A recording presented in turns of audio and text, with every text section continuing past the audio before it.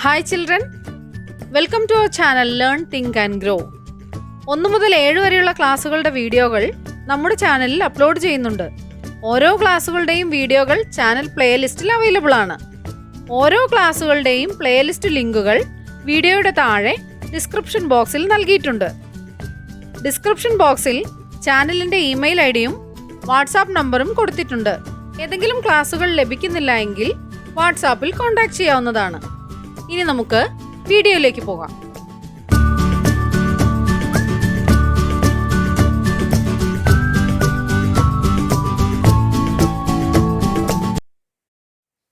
Unit 10 കണ്ണെത്താ ദൂരത്ത് കയ്യെത്താ ദൂരത്ത്.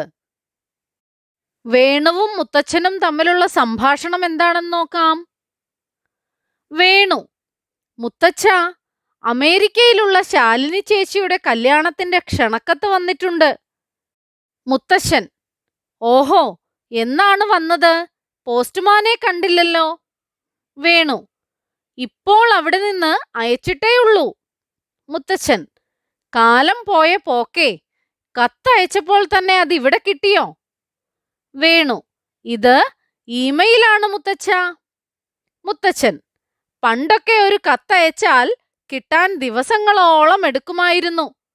വേണു: അതെയോ, എന്താണങ്ങനെ? മുത്തച്ഛൻ: അക്കാലത്ത് കമ്പ്യൂട്ടർ ഒന്നുമില്ലായിരുന്നു. വേണു: മുത്തച്ഛ, അന്നൊക്കെ വിവരങ്ങൾ അറിയിച്ചിരുന്നത് എങ്ങനെയാണ്? മുത്തച്ഛൻ: അക്കാലത്ത് ഇന്നത്തെ പോലെ വാർത്താവിനിമയ സംവിധാനങ്ങളൊന്നുമില്ലായിരുന്നു. പണ്ട് വിവരങ്ങൾ കൈമാറുന്നതിന് പ്രാവുകളെ ഉപയോഗിച്ചിരുന്നു. യുദ്ധകാലത്ത് സന്ദേശങ്ങൾ കൈമാറുന്നതിനും കരയിൽ നിന്ന് കപ്പലിലേക്ക് സന്ദേശങ്ങൾ അയക്കാനും പ്രാവുകളെയാണ് ഉപയോഗിച്ചിരുന്നത്. ക്ഷണക്കത്ത് അയച്ചപ്പോൾ തന്നെ കിട്ടിയെന്ന് വേണു പറഞ്ഞപ്പോൾ എന്തുകൊണ്ടാണ് മുത്തച്ഛൻ അത്ഭുതപ്പെട്ടത്? മുത്തച്ഛന്റെ കാലത്ത് ഇങ്ങനെയുള്ള സംവിധാനങ്ങളൊന്നും തന്നെ ഇല്ലായിരുന്നു.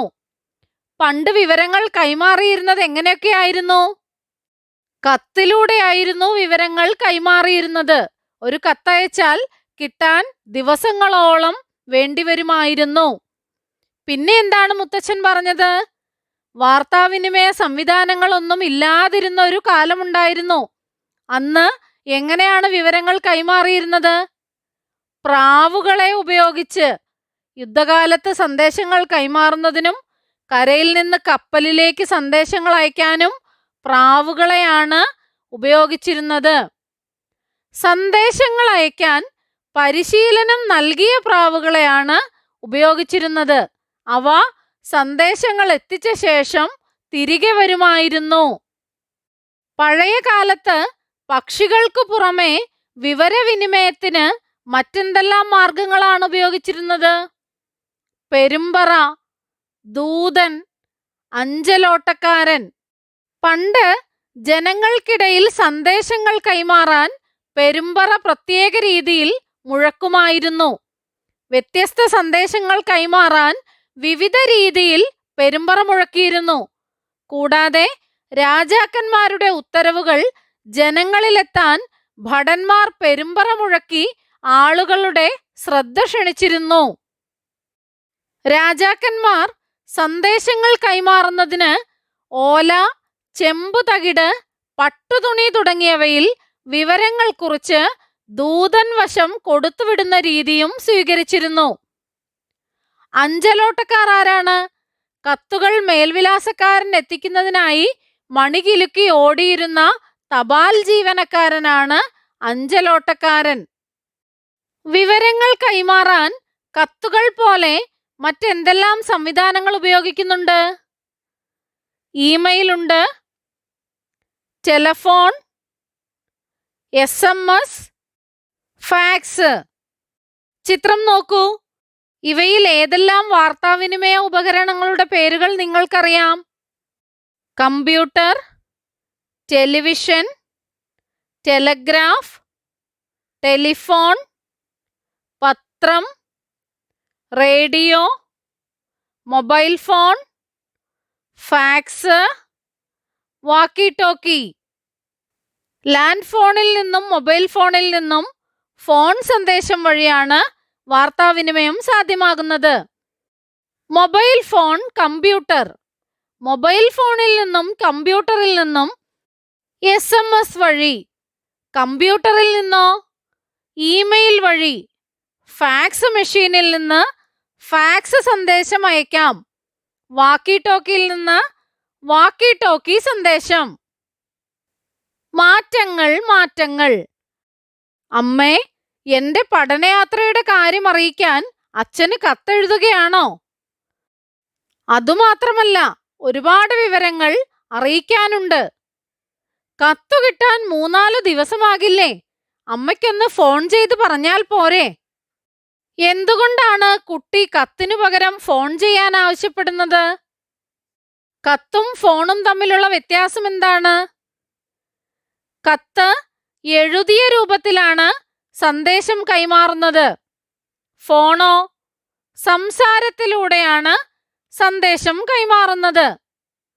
കത്തിലൂടെയുള്ള സന്ദേശം എത്തിച്ചേരാൻ ദിവസങ്ങൾ വേണം. ഫോണിലൂടെയാണെങ്കിലോ ഉടൻ തന്നെ എത്തുന്നു. ഒരേ സമയം ഒരു ഭാഗത്തേക്ക് മാത്രമേ കത്തിലൂടെ സന്ദേശം കൈമാറാൻ കഴിയൂ.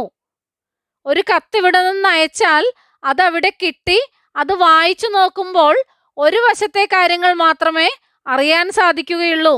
ഫോണിലൂടെയാണെങ്കിലോ ഒരേ സമയം പരസ്പരം സന്ദേശം കൈമാറാൻ കഴിയുന്നു. കത്തെഴുതി അയച്ചാൽ അവിടെ കിട്ടിയെന്ന് നമുക്ക് ഉറപ്പിക്കാൻ സാധിക്കുമോ? ഇല്ല, സന്ദേശം ലഭിച്ചെന്ന് ഉറപ്പിക്കാൻ സാധിക്കില്ല. ഫോണാണെങ്കിലോ സന്ദേശം കൈമാറിയെന്ന് അപ്പോൾ തന്നെ ഉറപ്പാക്കാൻ സാധിക്കും. സന്ദേശം കൈമാറുന്നതിന് ഇവയിൽ എളുപ്പമാർഗം ഏതാണ്? ഫോൺ ചെയ്യുന്നതാണ്. വാർത്താവിനിമയ രംഗത്ത് മാറ്റങ്ങൾ ഉണ്ടാവാനുള്ള കാരണങ്ങൾ എന്തെല്ലാമായിരിക്കും? വാർത്തകൾ കൈമാറുന്നതിലെ വേഗത. പണ്ടുകാലത്ത് കത്താണ് അയച്ചിരുന്നത്, ഇപ്പോഴതിനു പകരം ഫോൺ ചെയ്യുന്നു. വാർത്തകൾ കൈമാറുന്നതിലെ വേഗത. എളുപ്പമേതാണ്? കത്ത് എത്തിച്ചേരാൻ ദിവസങ്ങൾ വേണ്ടിവരുമായിരുന്നു. ഫോൺ ചെയ്യുകയാണെങ്കിൽ ഉടൻ തന്നെ വിവരങ്ങൾ എത്തും. വാർത്താവിനിമയ രംഗത്ത് മാറ്റങ്ങൾ ഉണ്ടാവാനുള്ള കാരണങ്ങളാണ് വാർത്തകൾ കൈമാറുന്നതിലെ വേഗത, കുറഞ്ഞ ചെലവ്, വിനിമയ സൗകര്യം എന്നിവ. കേൾവിയിൽ നിന്ന് കാഴ്ചയിലേക്ക്. വാർത്താവിനിമയ രംഗത്ത് അനുദിനം മാറ്റങ്ങൾ വന്നുകൊണ്ടിരിക്കുകയാണ്. അല്പകാലം മുമ്പ് വരെ വാർത്തകൾ അറിയാൻ റേഡിയോ മാത്രമായിരുന്നു നാം ഉപയോഗിച്ചിരുന്ന ഇലക്ട്രോണിക് ഉപകരണം. എന്നാൽ ഇന്നോ റേഡിയോ വന്നു, ടെലിവിഷൻ വന്നു, കത്തായിരുന്നു മുൻപ്, ഇപ്പോൾ ഇമെയിൽ ഉണ്ട്. ആദ്യം ടെലിഫോൺ ആയിരുന്നു, ഇപ്പോൾ മൊബൈൽ ഫോൺ. റേഡിയോയിലൂടെ നമുക്ക് കേൾക്കാൻ മാത്രമേ സാധിക്കുമായിരുന്നുള്ളൂ. ടെലിവിഷൻ വന്നപ്പോഴോ കാണാനും കേൾക്കാനും സാധിക്കുന്നു. കത്തയച്ചാൽ ദിവസങ്ങൾ കഴിഞ്ഞേ എത്തുമായിരുന്നുള്ളൂ. ഇമെയിൽ അയച്ചാലോ പെട്ടെന്ന് തന്നെ ഇമെയിൽ എത്തും. ടെലിഫോൺ ഒരിടത്തു നിന്ന് മറ്റൊരിടത്തേക്ക് കൊണ്ടുപോവാൻ കഴിയില്ലായിരുന്നു. ടെലിഫോണിലൂടെ ശബ്ദ സന്ദേശം മാത്രമാണ് എത്തിയിരുന്നത്. എന്നാൽ മൊബൈൽ ഫോൺ വന്നപ്പോഴോ ഒരിടത്തു നിന്ന് മറ്റൊരിടത്തേക്ക് എളുപ്പം കൊണ്ടുപോകാം. പിന്നെയോ പരസ്പരം കണ്ട് സംസാരിക്കാൻ സാധിക്കും. പിന്നെ എന്താണ്? ഇന്റർനെറ്റ് മൊബൈൽ ഫോണിൽ ഉപയോഗിക്കാൻ സാധിക്കും.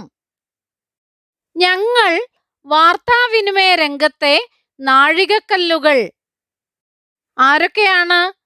പത്രം, computer, telegraph, radio, television, internet, fax, telephone, walkie talkie. പത്രം. കൂട്ടുകാരെ, ഞാൻ ലോകത്തിൽ ഏറ്റവും അധികം പ്രചാരമുള്ള വാർത്താവിനിമയോപാധികളിൽ ഒന്നാണ്. ലോകത്തിന്റെ ഏതു കോണിൽ നടക്കുന്ന പ്രധാന വിവരങ്ങളും എനിക്ക് നിങ്ങളിലേക്ക് എത്തിക്കാൻ കഴിയും. പുതിയ പുതിയ വാർത്തകളുമായി ദിവസേന നിങ്ങളെ തേടിയെത്തുന്ന എന്നെ ദിനപത്രമെന്നും വിളിക്കാറുണ്ട്. ലോകത്തിന്റെ ഏതു കോണിൽ നടക്കുന്ന വാർത്തയും നമുക്ക് പത്രങ്ങളിലൂടെ അറിയാൻ സാധിക്കുന്നു. കമ്പ്യൂട്ടർ നിങ്ങൾ ഏറ്റവും അധികം ഇഷ്ടപ്പെടുന്ന ഇലക്ട്രോണിക് ഉപകരണമല്ലേ ഞാൻ? ആവശ്യാനുസരണം ശബ്ദം, എഴുത്ത്, ചിത്രങ്ങൾ, വീഡിയോ തുടങ്ങി എല്ലാ വിവരങ്ങളും ഞാൻ നിങ്ങൾക്ക് നൽകുന്നുണ്ട്. മാത്രമല്ല അവ സൂക്ഷിച്ചു വെക്കാനും വീണ്ടും നൽകുവാനും ഞാൻ തയ്യാറാണ്. പല ഗെയിമുകളിലും നമ്മൾ ഒന്നിച്ചു പങ്കെടുക്കാറുള്ളത് മറന്നിട്ടില്ലല്ലോ. എനിക്ക് നിരന്തരം മാറ്റങ്ങൾ വന്നുകൊണ്ടേയിരിക്കും. അതറിയാൻ ശ്രമിക്കണേ.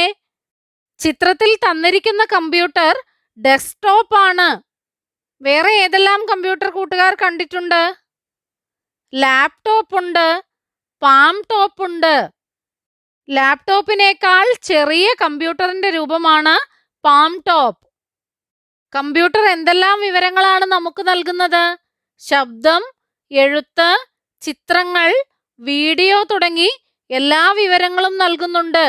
പിന്നെയോ അവയെല്ലാം സൂക്ഷിച്ചു വെക്കാനും വീണ്ടും നൽകുവാനും കമ്പ്യൂട്ടറിന് സാധിക്കും. ടെലിഗ്രാഫ് എന്നെ നിങ്ങൾക്ക് അത്ര പരിചയമുണ്ടാവില്ല, കാരണം ഞാൻ ഇന്ന് ഇല്ല. പക്ഷേ വളരെ കാലം ജനങ്ങൾ പെട്ടെന്നുള്ള ആശയവിനിമയത്തിന് എന്നെയാണ് ആശ്രയിച്ചിരുന്നത്. അകലെ എന്നർത്ഥമുള്ള ടെലി, എഴുതുക എന്നർത്ഥമുള്ള ഗ്രാഫിൻ എന്നീ രണ്ട് ഗ്രീക്ക് പദങ്ങൾ ചേർന്നാണ് ടെലിഗ്രാം എന്നെനിക്ക് പേരുണ്ടായത്. ഇടയ്ക്കെങ്കിലും എന്നെ ഒന്ന് ഓർക്കണേ. എന്റെ ചരിത്രം അന്വേഷിച്ചറിയില്ലേ? ഭൂതലത്തിലൂടെ കമ്പികൾ വലിച്ചുകെട്ടി അവയിലൂടെ പ്രത്യേകം ക്രോഡീകരിച്ച കോഡുകളിലുള്ള സന്ദേശങ്ങൾ പ്രസാരണം ചെയ്തുകൊണ്ട് വാർത്താവിനിമയം നടത്തിപ്പോന്ന രീതിയാണ് ടെലിഗ്രാം.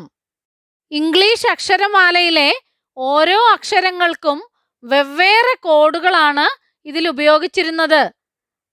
അയക്കുന്നിടത്തു നിന്ന് അക്ഷരങ്ങളെ കോഡുകളാക്കി മാറ്റിയും സ്വീകരിക്കുന്നിടത്ത് അവയെ തിരികെ വാക്കുകളാക്കി എഴുതിയുമാണ് ഇത് സാധിച്ചു പോന്നിരുന്നത്. ടെലിഫോണിന്റെ പ്രചാരത്തോടെ പിന്നീട് ഇത് ഇല്ലാതെയായി. റേഡിയോ മാർക്കോണി എന്ന ശാസ്ത്രജ്ഞനാണ് എന്നെ നിങ്ങൾക്ക് പരിചയപ്പെടുത്തിയത്. വാർത്തകൾ എത്രയും പെട്ടെന്ന് ലോകം മുഴുവൻ എത്തിക്കാൻ എനിക്കാകും. പക്ഷേ ശബ്ദം മാത്രം നൽകുവാനേ എനിക്ക് കഴിയൂ.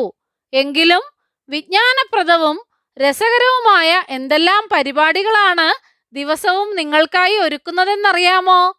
ഒന്ന് കേട്ടു നോക്കൂ, മറക്കരുത്. റേഡിയോയിലൂടെ നമുക്ക് ശബ്ദം മാത്രം കേൾക്കുവാനേ സാധിക്കുകയുള്ളൂ.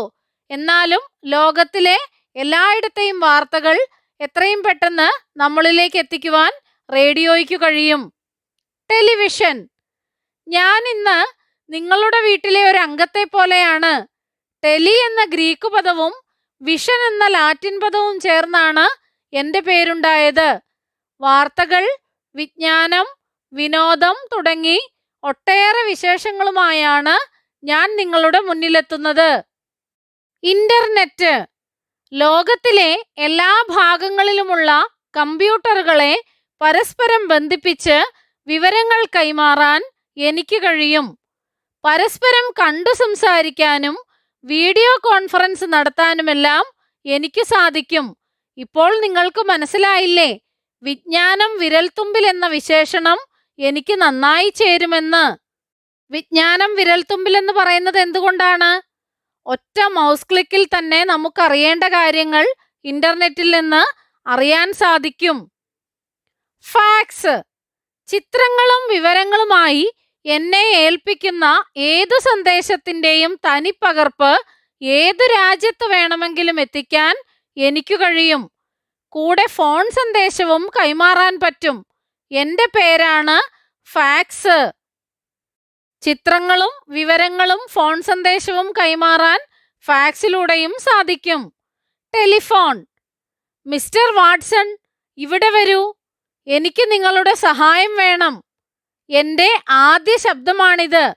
1876 മാർച്ച് 10 ഞാൻ ജനിച്ചത്. അലക്സാണ്ടർ ഗ്രഹാംബെൽ എന്ന മഹാനായ ശാസ്ത്രജ്ഞനാണ് എന്നെ ലോകത്തിന് പരിചയപ്പെടുത്തിയത്. ഇന്നെൻ്റെ കൂട്ടുകാർ നിരവധിയാണ്. എന്തെല്ലാം സേവനങ്ങളാണ് ഞങ്ങൾ ഇന്ന് നൽകുന്നതെന്ന് ആലോചിച്ചു നോക്കൂ. ടെലിഫോൺ കണ്ടുപിടിച്ചത് ആരാണ്? Graham Bell. അലക്സാണ്ടർ ഗ്രഹാം ബെല്ലാണ് ടെലിഫോൺ കണ്ടുപിടിച്ചത്. ടെലിഫോണിന് ശേഷം വന്നതാണ് മൊബൈൽ ഫോൺ. ആദ്യം വന്ന മൊബൈൽ ഫോണുകളുടെ പോലെയാണോ ഇപ്പോഴുള്ളത്? ഇന്ന് എല്ലാ ആളുകളും ഉപയോഗിക്കുന്നത് സ്മാർട്ട് ഫോണാണ്. സ്മാർട്ട് ഫോണിലൂടെ ഫോൺ വിളിക്കാൻ മാത്രമാണോ സാധിക്കുന്നത്? അല്ല, സന്ദേശങ്ങൾ അയക്കാം, ഫോട്ടോ എടുക്കാം, വീഡിയോ ഗെയിമുകളുണ്ട്. നമുക്ക് വേണ്ട എല്ലാ സൗകര്യങ്ങളും നൽകാൻ ഇന്ന് സ്മാർട്ട് ഫോൺ തയ്യാറാണ്. സ്മാർട്ട് ഫോണിലൂടെ ഇന്റർനെറ്റ് ഉപയോഗിക്കാൻ സാധിക്കും, പരസ്പരം കണ്ട് സംസാരിക്കുവാൻ കഴിയും. പിന്നെ എന്തെല്ലാം കാര്യങ്ങളാണുള്ളത്? ഫോട്ടോ എടുക്കാം, വീഡിയോകൾ എടുക്കാം. നമുക്ക് ഉപകാരപ്രദമാകുന്ന പലതരത്തിലുള്ള ആപ്ലിക്കേഷനുകളും സ്മാർട്ട് ഫോണിലൂടെ നമുക്ക് ലഭ്യമാണ്. വാക്കി ടോക്കി. എന്നെ നിങ്ങൾക്ക് പരിചയമില്ലേ? പോലീസുകാരുടെ കയ്യിൽ നിങ്ങൾ എന്നെ കണ്ടിരിക്കും. എന്നെ കൂടുതലായി ഉപയോഗിക്കുന്നത് അവരാണ്. രാജ്യസുരക്ഷയ്ക്കും ക്രമസമാധാനത്തിനുമെല്ലാമായി ഞാൻ എപ്പോഴും ഉണർന്നിരിക്കും. അങ്ങോട്ടും ഇങ്ങോട്ടും സംസാരിക്കുവാനും കൊണ്ടു നടക്കുവാനും കഴിയുന്ന ആദ്യത്തെ ഉപകരണം ഞാനാണ്. ക്രമപ്പെടുത്തു. ചിത്രങ്ങൾ നോക്കി ഉപയോഗത്തിൽ വന്നതിന്റെ ക്രമത്തിൽ എഴുതൂ. തന്നിരിക്കുന്ന ചിത്രങ്ങൾ നോക്കൂ. Telephone, telegraph, mobile phone, fax machine. എങ്ങനെ ക്രമത്തിൽ എഴുതാം? Telegraph, telephone, fax machine, mobile phone. തരം തിരിക്കൂ. സന്ദേശങ്ങൾ കൈമാറുന്നതിന്റെ സ്വഭാവമനുസരിച്ച് താഴെ പറയുന്ന സംവിധാനങ്ങളെ തരംതിരിച്ച് പട്ടികയിൽ എഴുതൂ. ആശയ കൈമാറ്റം വ്യക്തിയിലേക്ക്, ഫോൺ. ആശയ കൈമാറ്റം സമൂഹത്തിലേക്ക്, പത്രം. അടുത്തതേതാണ്? റേഡിയോ. റേഡിയോ എവിടെയാണ് വരിക? ആശയ കൈമാറ്റം സമൂഹത്തിലേക്ക്, റേഡിയോ. പിന്നെയോ? ഇമെയിൽ. ആശയ കൈമാറ്റം വ്യക്തിയിലേക്ക്, ഇമെയിൽ. ടെലിവിഷൻ. ആശയ കൈമാറ്റം സമൂഹത്തിലേക്ക്, ഫാക്സ്. ആശയ കൈമാറ്റം വ്യക്തിയിലേക്ക്. ആശയ കൈമാറ്റം വ്യക്തിയിലേക്ക് ഏതൊക്കെയാണ്? Phone, email, fax. ആശയ കൈമാറ്റം സമൂഹത്തിലേക്കോ? പത്രം, റേഡിയോ, ടെലിവിഷൻ. ഒരു സന്ദേശം ഒരു കൂട്ടം ആളുകൾക്ക് ഒരേ സമയം കൈമാറ്റം ചെയ്യുന്ന സംവിധാനങ്ങളെ ബഹുജന ആശയവിനിമയ മാധ്യമങ്ങൾ എന്ന് പറയുന്നു. ഒരു കൂട്ടം ആളുകൾക്ക് ഒരേ സമയം ഒരു സന്ദേശം കൈമാറ്റം ചെയ്യുന്നവ ഏതൊക്കെയാണ്? റേഡിയോ, പത്രം, ടെലിവിഷൻ തുടങ്ങിയവ ബഹുജന ആശയവിനിമയ മാധ്യമങ്ങളാണ്. ടെലിഗ്രാം നിർത്തലാക്കി. പത്രവാർത്ത കണ്ടില്ലേ? അടുത്ത കാലം വരെ ഉപയോഗിച്ചു വന്നിരുന്ന ചില വിവരവിനിമയ സംവിധാനങ്ങൾ ഇന്ന് നിലവിലില്ല. എന്തുകൊണ്ടാണ്? ആധുനിക വിവരവിനിമയ സംവിധാനങ്ങൾ നിലവിൽ വന്നതുകൊണ്ട് ആളുകൾ അവയുടെ ഉപയോഗത്തിലേക്ക് മാറി. പഴയ സംവിധാനങ്ങൾ ഉപയോഗശൂന്യമായതുകൊണ്ടാണ് അവ നിർത്തലാക്കിയത്. ടെലിഗ്രാം നിർത്തലാക്കിയത് ടെലിഫോണിന്റെ പ്രചാരത്തോടു കൂടിയാണ്. ഇന്ന് വാർത്താവിനിമയ സംവിധാനങ്ങൾ പല മേഖലകളിലേക്കും വ്യാപിച്ചിട്ടുണ്ട്. എന്തെല്ലാം, എങ്ങനെയെല്ലാം? ടിവിയിലൂടെ പറയുന്ന വാർത്ത എന്താണ്? മണിക്കൂറിൽ 150 കിലോമീറ്റർ വരെ വേഗത്തിൽ കാറ്റ് വീശാൻ സാധ്യതയുണ്ട്. മൊബൈൽ ഫോൺ പിന്തുടർന്ന് കുറ്റവാളിയെ കണ്ടുപിടിച്ചു. മറ്റേതൊക്കെ മേഖലകളിലാണ് ഇവ ഉപയോഗിക്കുന്നത്? തത്സമയ സംപ്രേഷണം, കാലാവസ്ഥാ പ്രവചനം, മുന്നറിയിപ്പുകൾ, കുറ്റാന്വേഷണം, ബാങ്കിംഗ് തുടങ്ങിയ മേഖലകളിലെല്ലാം ഇവ ഉപയോഗിക്കുന്നു. ചിത്രം നോക്കൂ.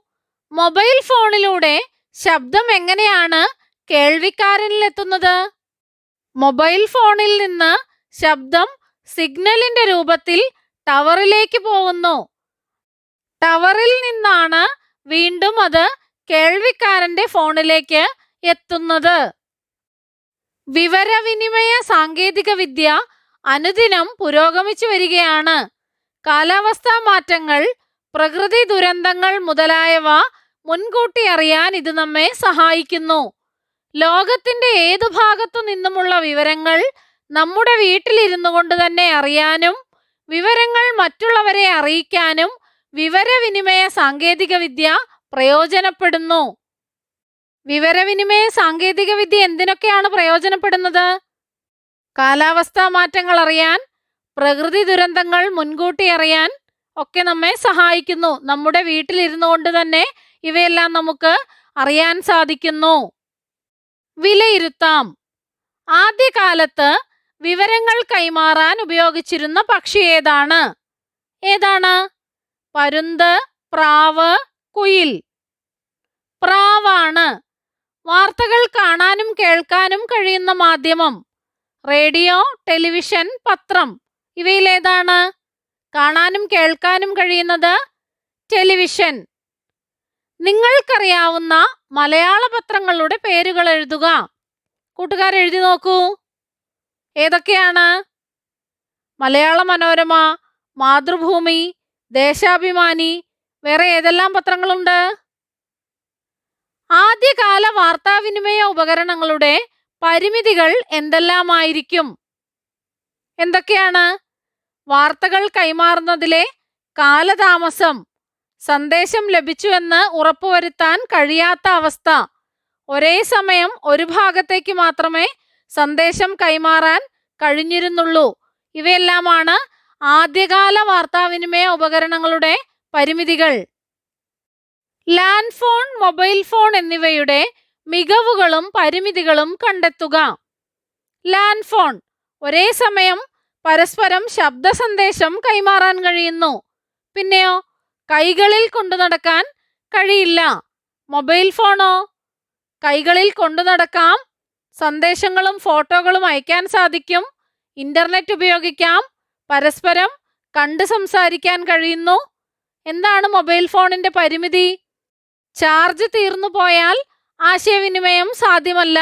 പിന്നെയോ നെറ്റ്വർക്ക് ഉള്ള സ്ഥലങ്ങളിൽ നിന്ന് മാത്രമേ മൊബൈൽ ഫോണിലൂടെ നമുക്ക് സംസാരിക്കാൻ സാധിക്കുകയുള്ളൂ. താഴെ പറയുന്ന സന്ദർഭങ്ങളിൽ ഉപയോഗിക്കാവുന്ന ഏറ്റവും ഉചിതമായ വാർത്താവിനിമയ ഉപകരണം ഏത്? കടലിൽ ഒറ്റപ്പെട്ടു പോയ മീൻപിടുത്തക്കാരന് മറ്റുള്ളവരുമായി ബന്ധപ്പെടാൻ ഏതുപകരണം ഉപയോഗിക്കാം? സാറ്റലൈറ്റ് ഫോണാണ്. കാലാവസ്ഥാ പ്രവചനം കേൾക്കുന്നതിന് റേഡിയോ ഉപയോഗിക്കാം.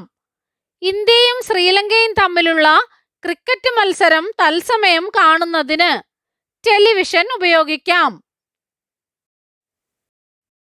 നമ്മുടെ ചാനലിൽ അപ്ലോഡ് ചെയ്യുന്ന എല്ലാ വീഡിയോകളും കുട്ടികൾക്ക് ഉപകാരപ്പെടുന്നുവെന്നറിയിച്ച എല്ലാവർക്കും നന്ദി. 1 മുതൽ 7 വരെ ക്ലാസ്സുകളുടെ എല്ലാ വീഡിയോകളും നമ്മുടെ ചാനലിൽ അപ്ലോഡ് ചെയ്യുന്നതായിരിക്കും. അപ്ലോഡ് ചെയ്യുന്ന എല്ലാ വീഡിയോകളും കാണുന്നതിനായി ചാനൽ മെമ്പർഷിപ്പിൽ ജോയിൻ ചെയ്യാം. അതിനായി ചെയ്യേണ്ടത് ഇത്രമാത്രം. സബ്സ്ക്രൈബ് ബട്ടൺ അടുത്തായി ജോയിൻ എന്ന ബട്ടൺ കാണാം. അതിൽ ക്ലിക്ക് ചെയ്യുക. 1ഉം 2ഉം ക്ലാസ്സുകളുടെ വീഡിയോകൾ കാണുന്നതിനായി ഇവിടെ ക്ലിക്ക് ചെയ്യാം. 1 മുതൽ 4 വരെയുള്ള ക്ലാസ്സുകളുടെ വീഡിയോകൾ കാണുന്നതിനായി ഇവിടെ ക്ലിക്ക് ചെയ്യാം. 1 മുതൽ 7 വരെയുള്ള ക്ലാസ്സുകളുടെ വീഡിയോകൾ കാണുന്നതിനായി ഇവിടെ ക്ലിക്ക് ചെയ്യാം. ചാനലിൽ അപ്ലോഡ് ചെയ്യുന്ന എല്ലാ വീഡിയോകളും കാണുന്നതിനായി ഇവിടെ ക്ലിക്ക് ചെയ്യാം. Thank you.